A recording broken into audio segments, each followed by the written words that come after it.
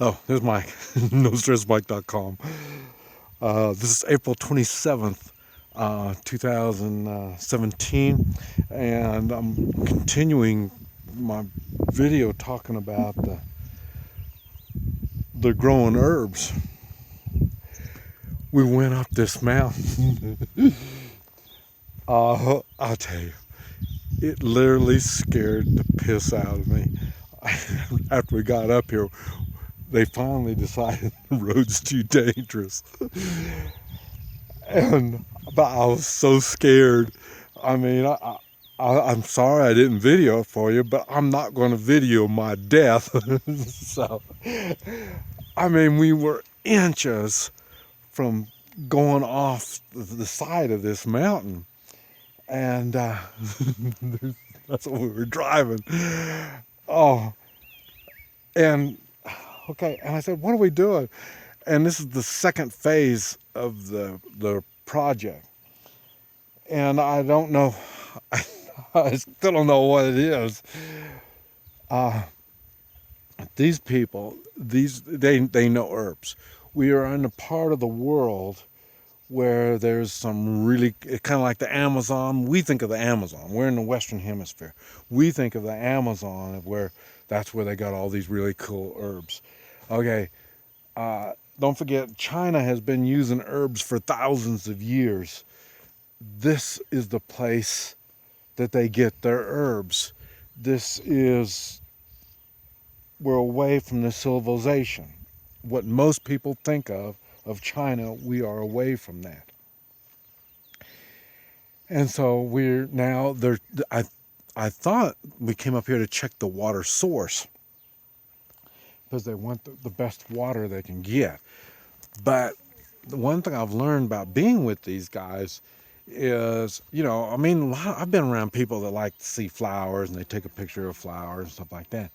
These people, every little weed, every growth, they are looking at, and they're looking for something.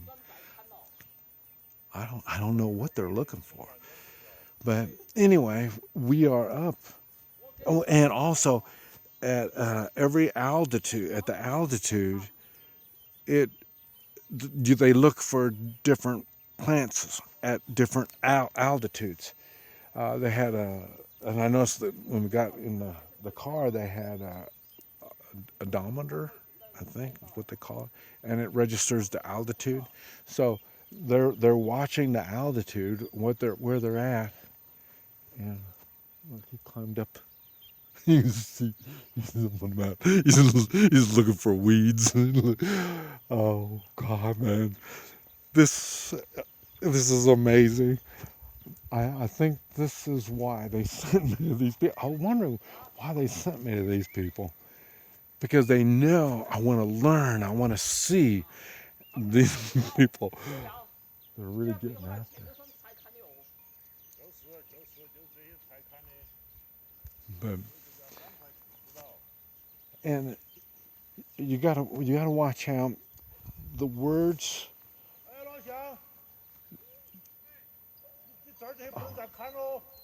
Look, they got goats, goats up there on the side of the mountain.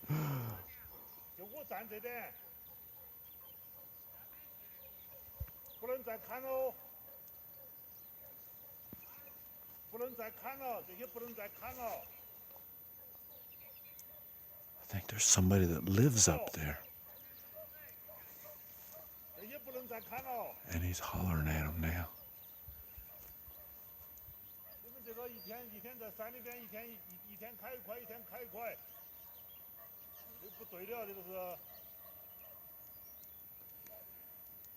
Okay, now remember, I'm from Guatemala,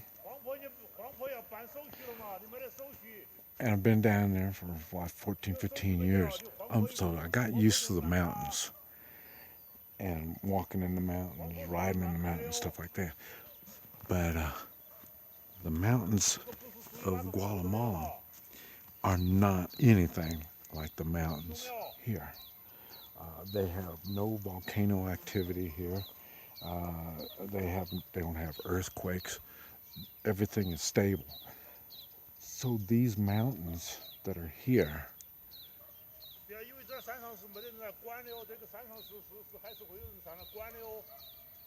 are real mountains. I mean, these mountains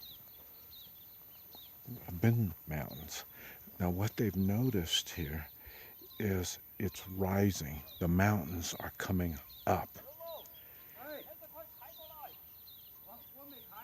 And it's not like the mountains in the Western Hemisphere. The Western Hemisphere, the mountains are caused by the plates of the earth, one sliding up on top of the other, and that's where the mountains came from. The ground is very unstable. I've talked about in Guatemala how there's landslides all the time, and the dirt. It's not dirt. They don't have dirt, and that's because it's ash. A lot of it is ash, or and in parts of the United States, it's ash mixed with dirt and dust. And in the United States, you can see, like I say, I was in the oil business. Remember, I used to own oil wells. I used to drill oil wells. I studied ground. Unlike a geologist, they study all the grounds all over the world and the whys and hows and all that stuff. When I was in the oil business, what I was studying is where's the oil. So I looked for different formations in the earth so I could find oil. He's going up higher. He's going up higher. And then the other guys followed the road. I don't know where they're going. They're going over where the goats are. And yeah, I don't know.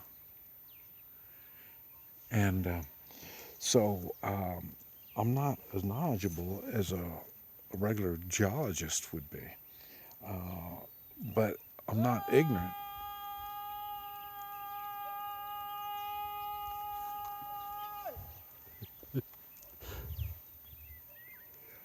I'm not ignorant to the land, the ground.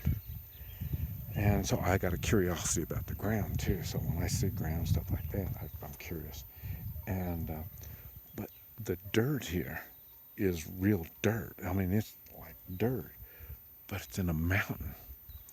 And so the road that we took coming up here, it was very thin, and there was where your tire is to the edge where it dropped off was less than a foot.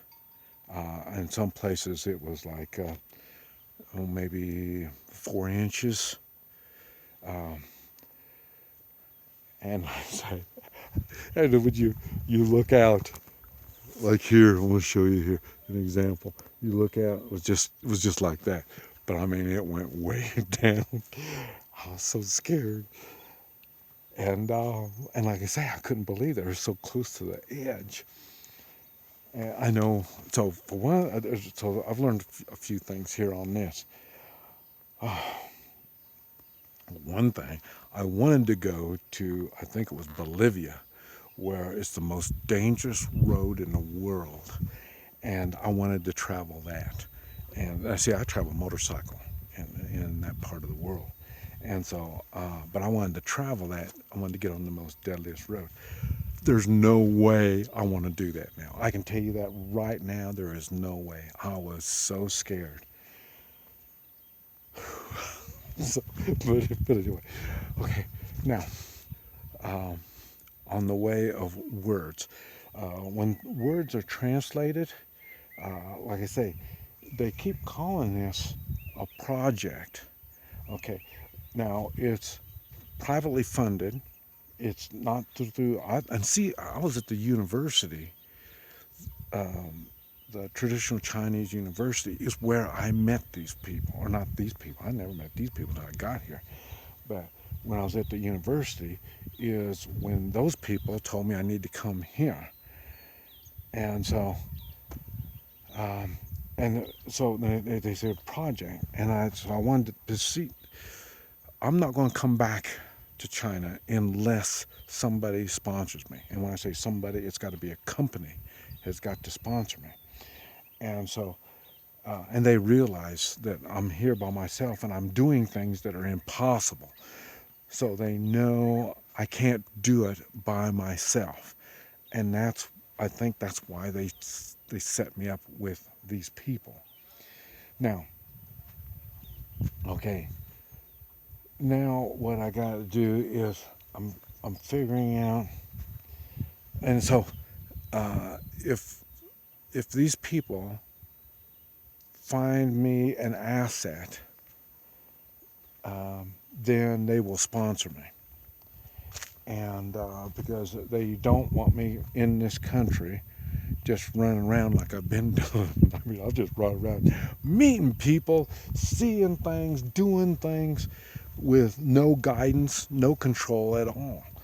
And so if I'm working for a company or something, then they know the company, if there's any problems with me, the company will back me up. And so, but as an individual, there's nothing there. So anyway, that's how I got here. Now, like I said, I got somebody I can talk to, and you heard him on the earlier video with the owl. We found the owl, and that ended up. He was explaining the owl got caught, and that's how the owl was there. And but I didn't know if it was somebody's pet or what it was. And but what it was, it got caught. Oh, look, he's up there.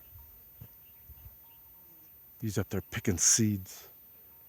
See, some of these plants have gone to seed, and he's picking the seeds now. And he'll be, they're going to be planting them, and see, some of it will grow and some of it won't. And will it grow good or better? You know, I don't know, all because of the altitude. So that's what he's doing right there. And the other guys, well, I don't know if you can see them or not, but they're going up over to where the goats are. And I think up even higher is the house. I think that's the house. That's who he was hollering to, that guy up there. Now, so, what was I? Okay, so when they talk about project, I don't know if this is a company, and they're forming this company and they're doing this stuff, and I don't know what that has to do with me. Yes. So now, another thing I've mentioned in earlier videos, being an American offers benefits and disadvantages. Okay, so I've got to figure out where the advantages are and use them, and the disadvantages try to ignore them and go on. And now here in China, another advantage is just being a foreigner, because they know these people, they live their lives in one part of the country, they stay there, all they know is that. So if they want to improve their lives here in China, they have to bring in foreigners. And now, can these and normally, now this is the part that I'm having, it's impossible for me to be here too, is they've got a rule or a policy or whatever it is, you can't bring foreigners into this country unless they've got some kind of degrees in something. I don't have a degree. Matter of fact, I'm a high school dropout. And so that says there's no way I can come into this country also. I'm playing the card that my Hoi Chi is so different that they'll want me for that. And they're going to have to make an exception to the law. And hey, there's a motorcycle coming. Oh, there. 你好. 你好. So, there. 这赶得到. Go. English? Speak English? No? Okay. Okay, there's more. Up there. Up there. Okay. All right.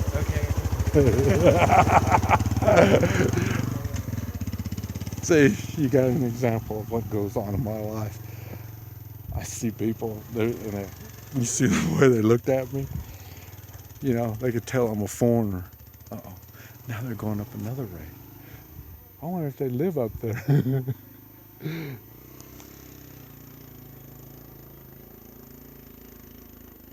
Just amazing, see? Got a motorcycle. Gasoline motorcycle. I'll tell you,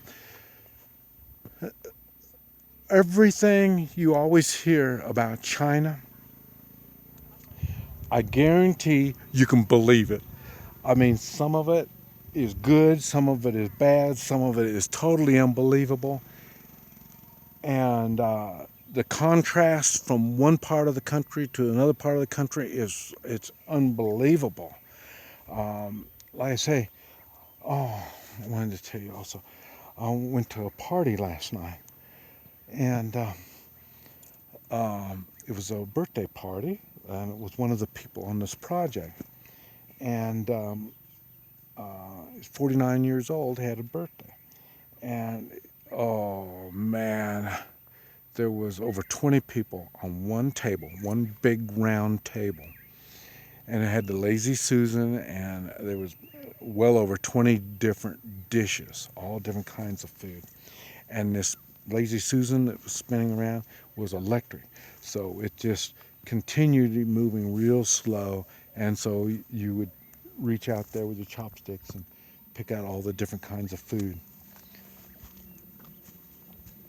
Oh, I hear a plane.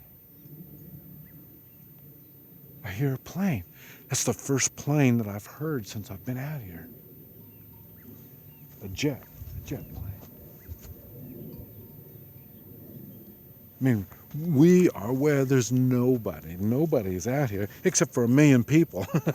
And like I say, those 1 million people, they're right in town. They're maybe, 15-minute drive. Well, not from here. We got to go down the mountain. But once we get down the mountain, it's like 15 minutes away. There's 1 million people. Okay, back to the subject. What subject? All kinds of subjects. What I've been learning. Okay. Another thing I learned, I thought, man, I really like this place. You know, I mean, there's, I was talking about the party. We're at the party, and all these people, and it ended up, I found 2 others that could speak English. Not good, not good English at all. But you see, he's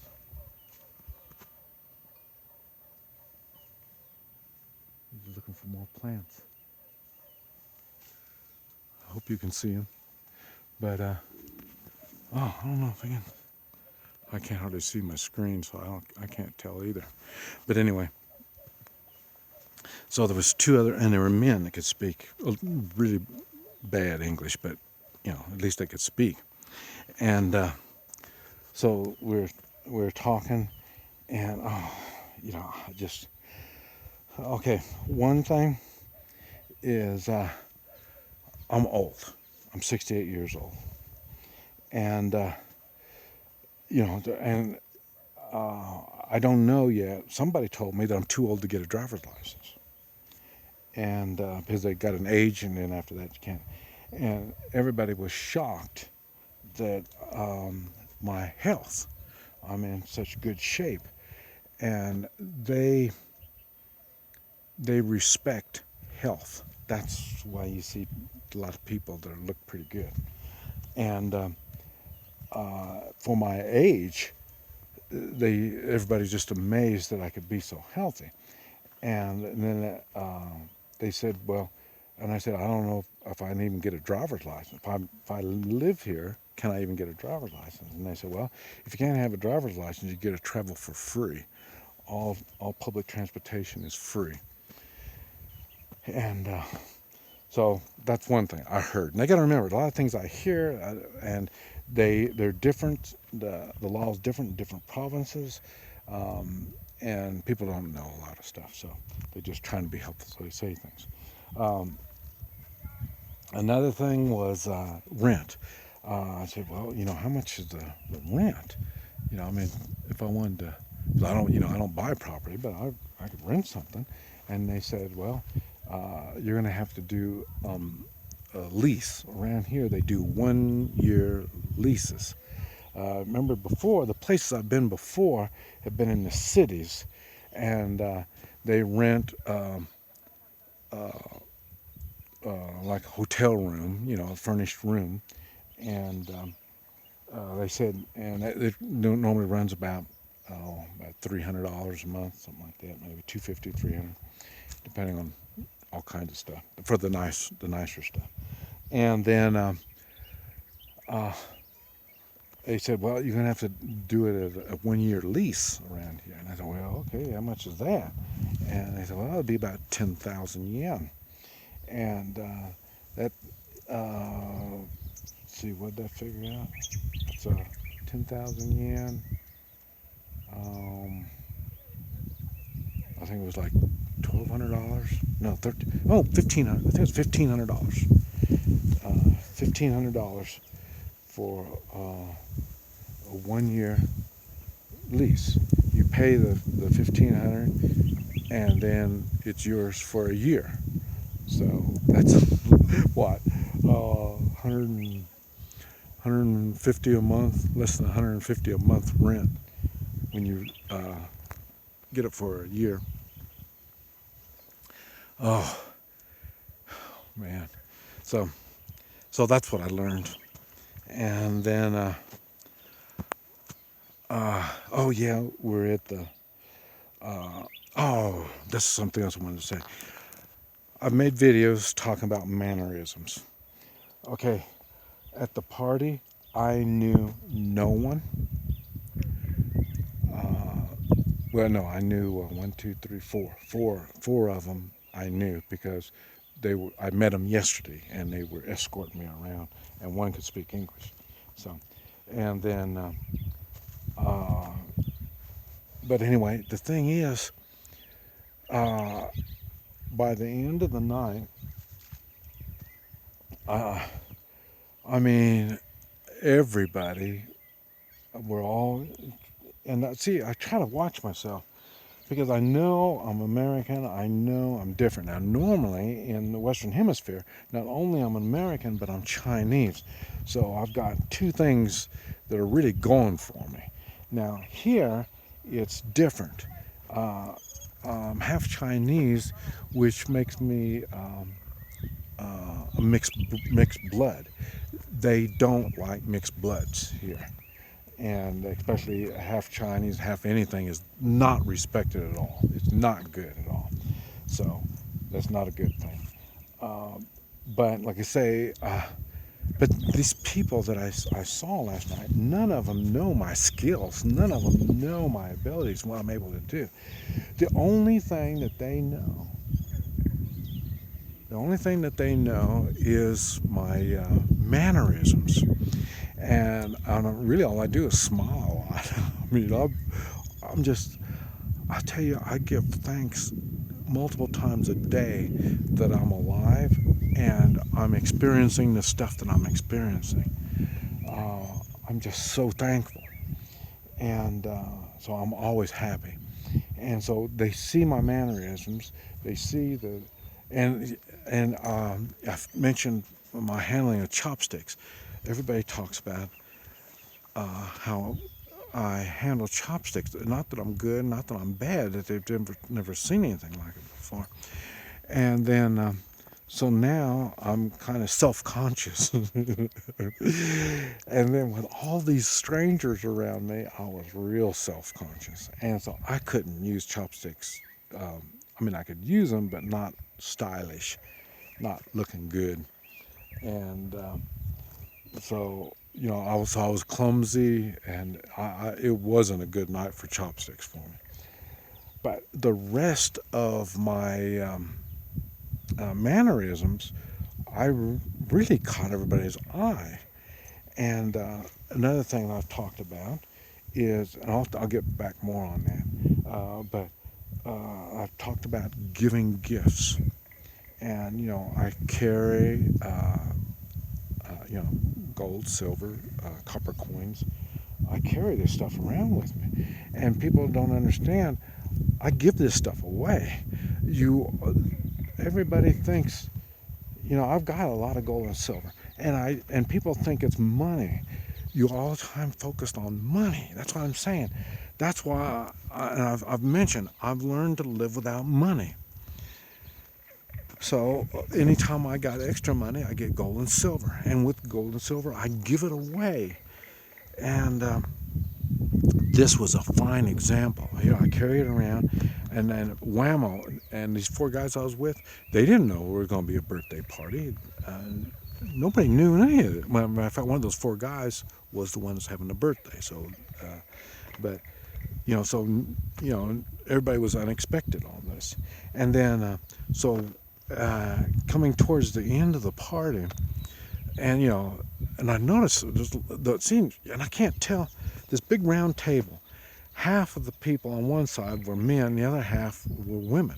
So I didn't know if this was their wives, or I didn't know who these women were. I didn't know what was going on. And all these women kept looking at me, and they were smiling, they were and pointing at me, and I read body language, and they had good thoughts about me. I could see that. But anyway, so towards the end, I asked if it was okay for me to give presents, so, and see, nobody else gave presents, so I didn't know if I'm supposed to give presents or not. And the thing is, we're right back to, I'm a foreigner, I'm an American. They expect me to do things that are not customary. Okay, so he said, yes, it's okay for me to give gifts. And I was the oldest person there except for a man and wife. And there was an elderly couple there. And so then I said, okay. And so I got some gold and a copper coin, and I gave it to the birthday boy. And by then, he was half drunk, and oh man, that was that was wild. And so and he's been driving where we've been together all day, so he already knows. I'm kind of a nice guy, funny, and even though you can't understand what I'm saying, I have a lot of fun. So so anyway, he went plumb crazy, and so it was neat. And then after that, and it ended up, the elderly couple was his mother and father-in-law. They seemed, and I say most of the people at the party were in their 40s. And then so then here I'm 68, and then they're even older than me. And so I went over and I gave them some, copper and gold. And what that gesture is, they honor their elders here. And what did I do? I honored their elders. Even though I'm an old person, I still honored their elders. And boy, that rang some bells too. The whole place went plumb crazy. And then a lot of drinking, and I said, now I drank a little bit. I don't normally drink anything, but I drank a little bit, and I could tell this morning, man, my liver was hurting. I got body ache, so I knew better than to do that stuff. I'm getting too old to do that kind of stuff. So, but anyway, so when the party finished up and everybody was leaving, we got outside, and then these gals started coming around me one at a time. They'd come up, and and they're talking to me, and the translator was saying, well, they're thanking me for coming, and right on down the line, and uh,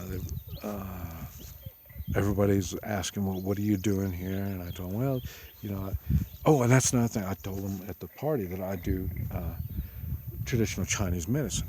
So I'm respected for doing Chinese medicine. And I'm respected because I'm old, and I'm respected because I'm an American. So I mean, a lot of things have been playing for me. And then, so then I said, well, yeah, I come here looking for a wife. And you know, looking for a wife. And I said, yeah, my wife died. She was Chinese. I show them the picture of my wife, and it's just, oh, and I could not believe it. Um, this place is the difference. What I've seen is the difference. I'm from Oklahoma, and people go to New York and L.A. and they think they saw the United States. You haven't seen shit. You haven't seen the people, and that's why I don't do the tourist stuff. When you're in the tourist stuff, you see people are being nice to you because you're money. You're dropping money. I haven't even spent any money since I've been here, and uh, these people respected me for who I am. And you know, and there's one gal came up to me and she says, "Oh, you're looking for?" And you know, after I said the first time I was looking for a wife, man, you could hear everybody was talking, so the word was getting out just out there on the sidewalk. And then this really good-looking gal come up there, and she says, "What kind of gal are you looking for?" And you know, the translator said, "Well, she wants to know what kind of girl you're looking for." You know, and I thought, whoa, you know, I mean, how do you say all this stuff from one language to another? And then, so then I said, do you speak English? And, you know, she shook her head no. And then, so then I said, well, a pretty girl just like you. And then, so the translator told him, pretty girl just like her. So it was, oh, it, so now I'm back to the mannerisms. Mannerisms. And it was the same thing. I had my hat, and when the girls come up and talk to me, I'd take my hat off and start talking to them. All of this stuff says who I am. They they hear he's a half breed. They hear he's American. They hear he's a Chinese doctor. They hear he doesn't speak English. They hear this stuff, and they're making judgments. All this time, they're making judgments on who I am, anything about me. They're making judgment. They're looking at the way I dress, and I say I dress different than everybody else. Also, like I say, I'm an adventurer. They don't even know what an adventurer is, you know, and I can't even tell them I'm an adventurer. You know, matter of fact, remember I told you there was two guys there that could speak English. I gave them my card, and one guy said, well, what's an adventurer? You know, so, and on my card, I'm a consultant, and they say the same thing. What's a consultant? They nobody really understands who I am and what I do. So they have to make judgments on what they see and how I act, my mannerisms. And so when I'm clumsy with the chopsticks, and normally I'm not clumsy. Last night it was bad. And that's because I had over 20 people watching everything that I did.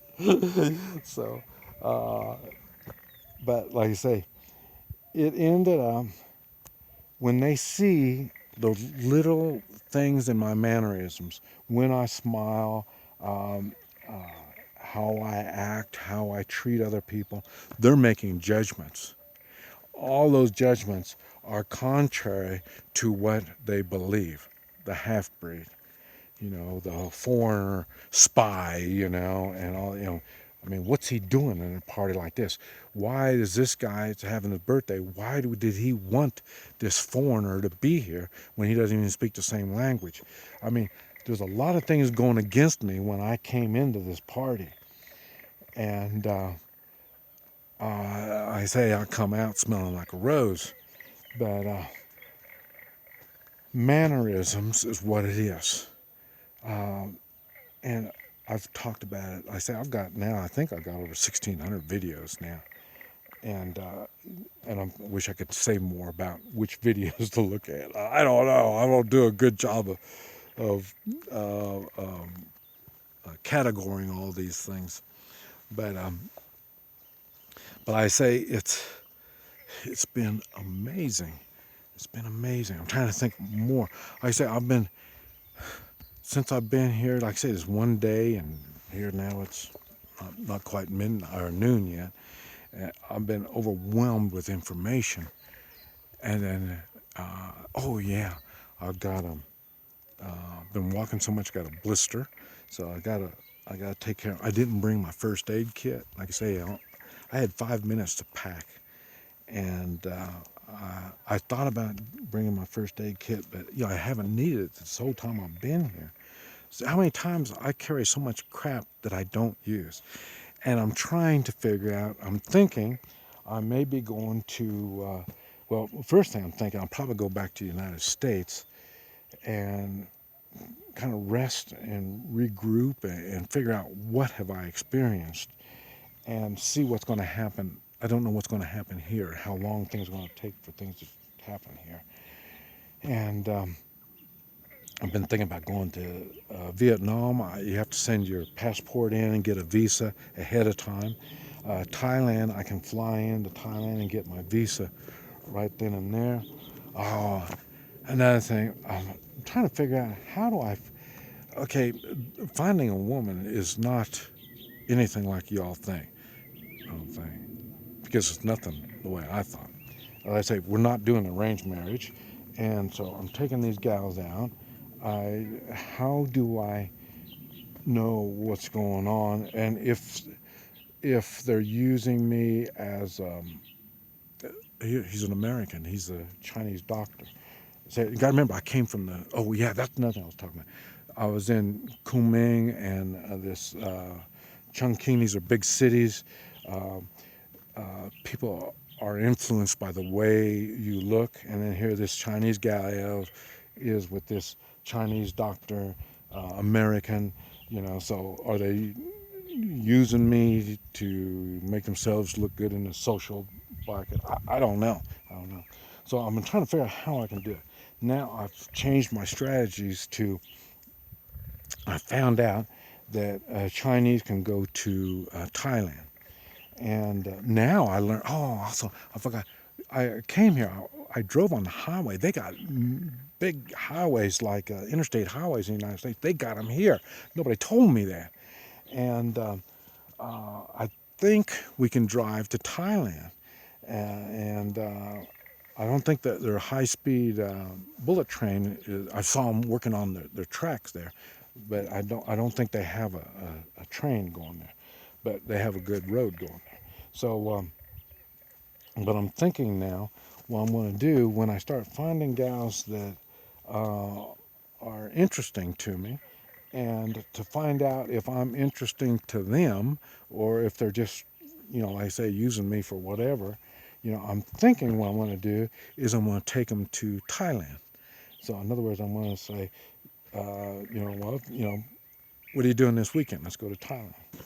And this will figure out, but I say a lot of things I haven't done. I haven't done any sightseeing like most people do. And the reason why I haven't, the woman that I marry, she will take me to all these different places.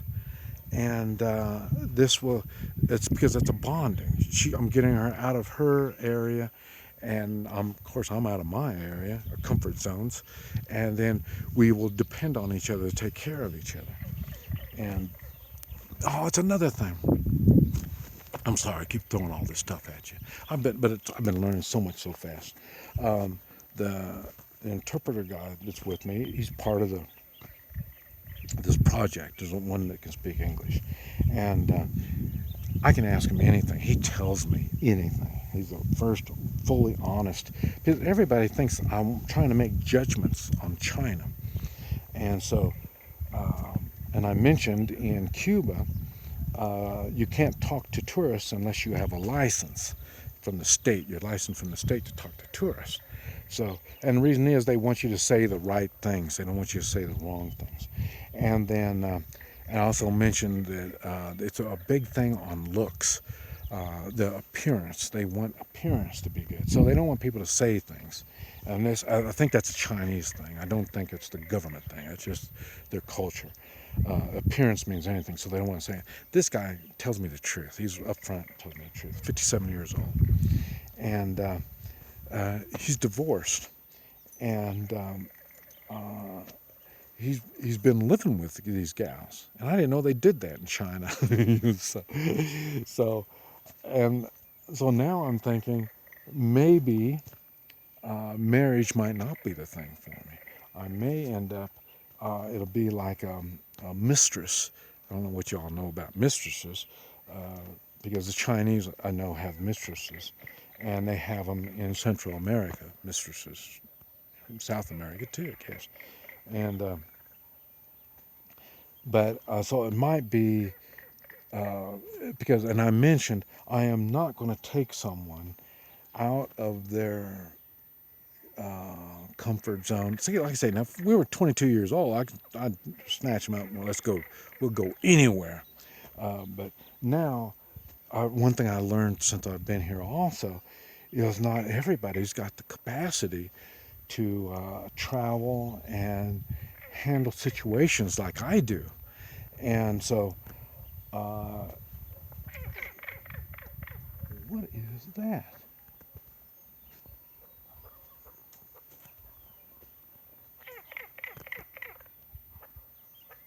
Did you hear that?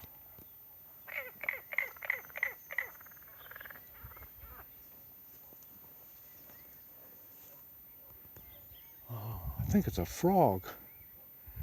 I can't see it, but there's some water over here.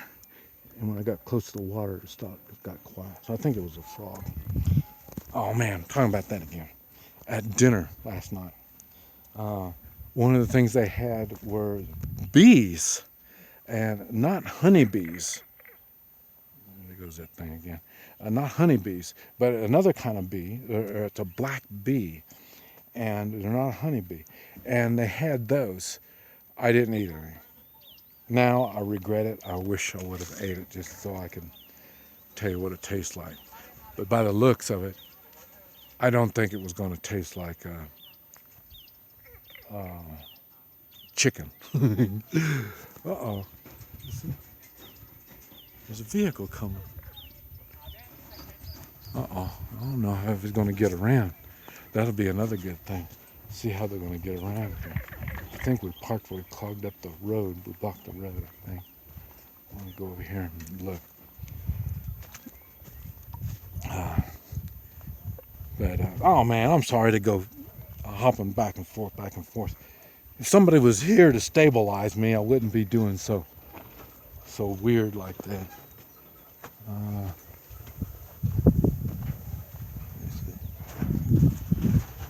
yeah, they're coming down the road. Yeah, it's a pretty good little drop off. Oh yeah, but no, there's room to get around. I think we can get around. Yeah, yeah, that'll be able to get around. Oh, they're not coming this way. I guess there's another way. He's on the other side of the valley thing.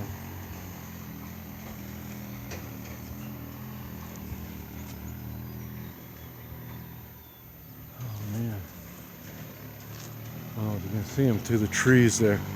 He's over there still looking for more plant life. Yeah, they're going on. No. I don't know. Now see, I thought this was an aqueduct. You know, just like a trough. They're going up there. I didn't know those things had enough power to get up the mountain. Oh, it was.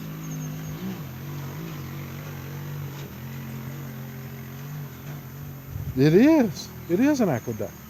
You can see the water. I think you can see the water. Yeah, you can see the water. It's an aqueduct. I think that's what they're called. So the water's flowing through there, right on through the mountain. And I guess more here too, coming through the mountain. Wow.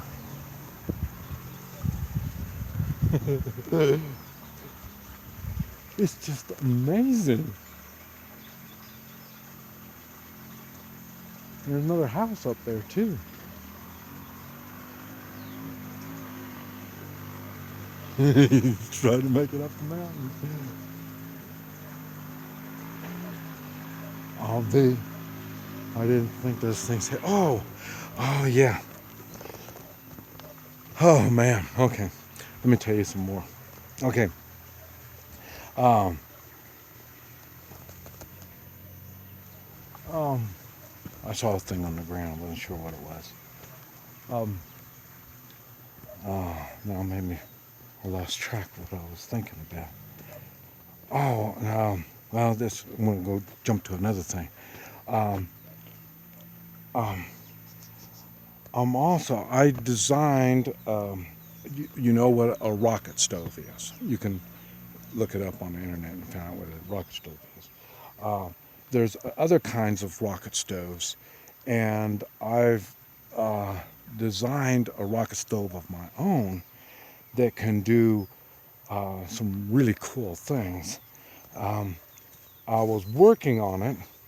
Let's see, I got about 80 or 90% of it done when I lost my wife, and so I didn't get the project completely done. And at that time, I had a real estate developer. I thought he was building houses in Guatemala, and they were like maybe $100,000 homes. And I thought, I have this heating system uh, that you can use a little bit of wood. That's what you'll look it up when you see the rocket stove. It uses a little bit of wood and produces a lot of heat. And so I could do that. And then uh, it costs less than $100 to make this heating system. It's the labor that costs, but in materials less than $100. And I showed him. I had half a dozen prototypes made, from small ones that be done in small little one-room houses in Central America. You could heat up your house and your little one-room, or I had it up to the size of you can heat up patio with it. It was a big one, and I was using it. I thought in Guatemala, a lot of times they have patio restaurants, and you could heat up that whole patio with this thing, and you can make them even bigger. I mean, it's designed where you can make it small or you can make it huge. And a developer wanted to see it, so I showed it to him, the prototypes, and then he loved it. And I told him, well, we can work out a deal. And he says, okay, how much am I going to charge him for the design and the idea and all this kind of stuff? And I said, nothing. And he about freaked out. And he's, he says, well, how can you do it for nothing? And I said, well, what I want is a percentage. A percentage of all of them that you make. You give me a little bit, just a little bit. And see, I was thinking of $100,000 home. He might get $5,000 for this heating system. And then, so if I make, $500 or $50, hey, I'd be happy. Don't make any difference. Just give me a little something. And then come to find out, he wanted it not for Guatemala, but he also makes homes in Europe where it's colder. And that's why he was wondering how it could work in really cold and it could work anywhere and in any cold. Even though, well, it won't work in the Arctic because there's no wood to burn. But and then even after that, I made the thing so it would use old motor oil, and there's no smoke out of this thing. So from the oil, there's no smoke from burning the wood. There's no smoke. It's the design was really, really cool. Besides that, it is a water heater. You could warm up your water, and also you can cook on it. And I just had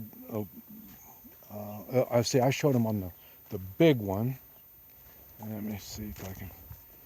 Yeah, I'm not going to be able to find it, but just a little bit of wood in the big heater, and I was showing it to him, and then he says, "Well, how hot does it get?" And well, I know it gets over 400 or 500 degrees. I know that, and so I dumped some water on top of it, and whoosh, man, it just boiled that water away.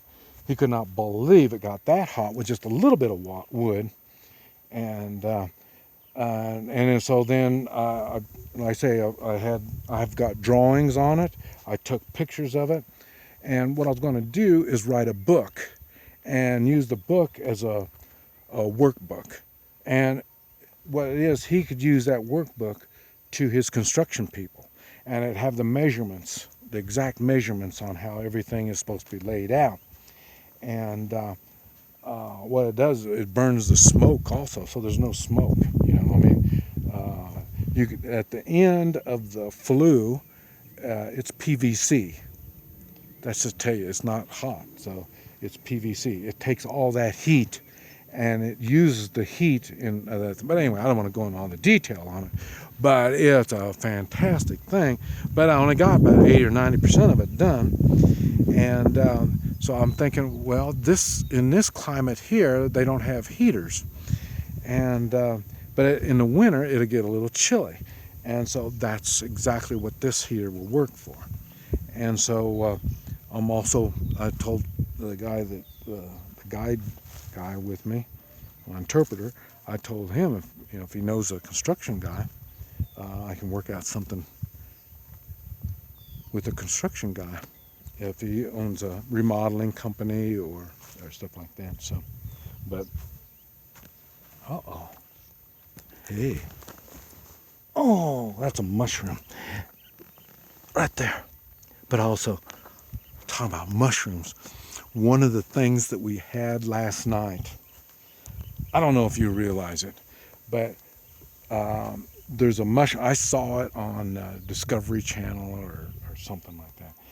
There's a mushroom that grows under the ground. And that's paper. Paper. Hold on here. But there's a mushroom that grows under the ground in Europe. And they use pigs to find those mushrooms. And they have those in China. We had those last night at the party. I ate that mushroom that's found. Did they use pigs to find those mushrooms here? Yes. They used pigs to find it. Okay. Yeah. So same thing like Europe. They used pigs to find it.